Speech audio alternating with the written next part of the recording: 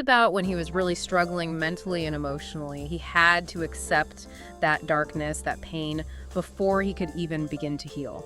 Wow. So it's like not pretending everything's okay, but actually facing. Welcome to Book Haven.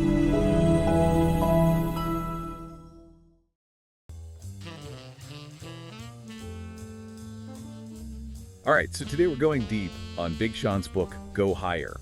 You had a chance to check it out. I have, yeah. Really interesting read. It's not your typical celebrity memoir, that's for sure. Yeah, not at all. It goes way beyond the usual follow your dream stuff.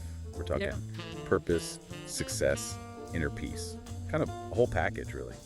Yeah, and what's really cool is how he ties it all back to his own journey. He's super open about his struggles, you know? Right. It's not all sunshine and roses, even when you're, well, Big Sean. Exactly. He talks about anxiety, depression, even suicidal thoughts at one point. It's pretty heavy stuff. Yeah, it gets real, but I think that's what makes the book so powerful, you know? He's not just preaching from some ivory tower. He's been through it. Totally. So, starting with his journey, right? He leaves college at 18 to pursue music. Bold move. Super bold. And he finds success, which is amazing, but he's still not happy, still feeling lost. Yeah, there's this whole other layer to it, right? Achieving your dreams doesn't automatically equal happiness. It's deeper than that. Way deeper. And that's where these 5 practices he talks about come in. They're like his roadmap to finding that deeper sense of purpose and peace. Right. And the first one, accepting, it's huge.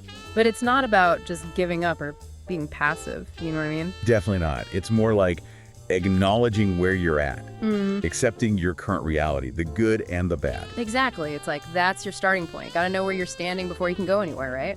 Makes sense. So I'm curious, how does Big Sean embody this idea of accepting in his own life? What examples come to mind from the book? Well, he talks about when he was really struggling mentally and emotionally. He had to accept that darkness, that pain, before he could even begin to heal. Wow. So it's like not pretending everything's okay, but actually facing the hard stuff head on. Exactly. It's acknowledging it so you can move through it. That's powerful. Okay, so once you've accepted where you're at, Big Sean talks about strategizing. What's his take on that? He's all about intentionality. Like, he didn't just become Big Sean by accident. He had a plan, he worked his butt off, he was strategic about it. Yeah, so it's not just about dreaming big, it's about actually creating a plan to get there. Which brings us to trying. Taking action. Yeah, and this is where a lot of people get stuck, right? The fear, the doubt. Yeah. It can be paralyzing. Absolutely. But Big Sean's like, look, you're going to miss every shot you don't take. Exactly. He uses that basketball analogy, which I love because it's so true. Even if you mess up, even if it's not perfect, at least you're moving. So much better than just staying stuck. Which leads us to trusting. Big Sean talks about the power of belief and how it played a role in his own journey. Yeah, he's a big believer in the whole The Secret kind of thing. You know, putting that energy out there and trusting that it'll come back to you. Manifesting, right. So it's not just about wishful thinking. It's about really believing in yourself and your ability to achieve your goals. Totally. He talks about how that belief fueled him, especially in those early days when things were uncertain.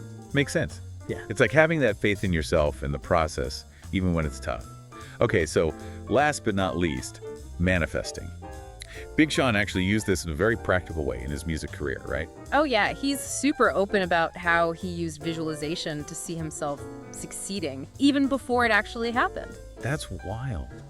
So it's like those affirmations, those visualizations, they actually have the power to shape your reality. He definitely believes that. And you know, there's a lot of research out there that backs it up. The power of the mind is pretty amazing. It really is. Now, one thing that stood out to me was his focus on proactive self-care.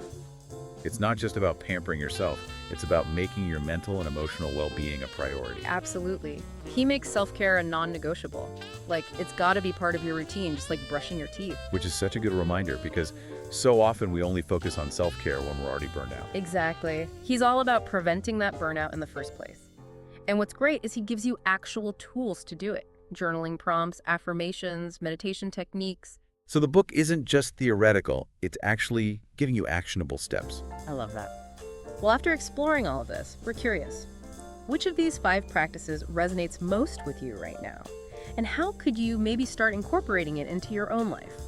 It's a great question to think about. Definitely. Food for thought. Grab Go Higher by Big Sean, now on sale for just $23.36. Don't miss this chance to build good habits and achieve remarkable results. Click pre-order now today. Like and subscribe for more Bookhaven podcasts.